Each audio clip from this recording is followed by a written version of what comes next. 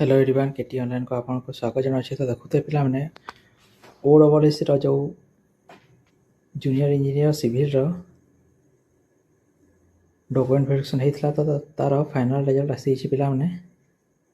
तो जो पिलांकर final result रे ना अच्छी बहुत बहुत कंग्राचुलेसन पे। तो केते कौन कटअप जाइए देखने पे। तो कटअप देखुते पे 150 मार्क रु यूआर रे जाइए 95.5, यूआर वुमेन रे 86.5, एसीबीसी रे देखुते 92.5, आउ एसीबीसी वुमेन रे 84.5, आउ एससी रे 88, एससी वुमेन रे 72.5, एसटी रे देखुते 78, आउ एसटी वुमेन रे 57। 150 मार्क रु फाइनल कटअप जाइए।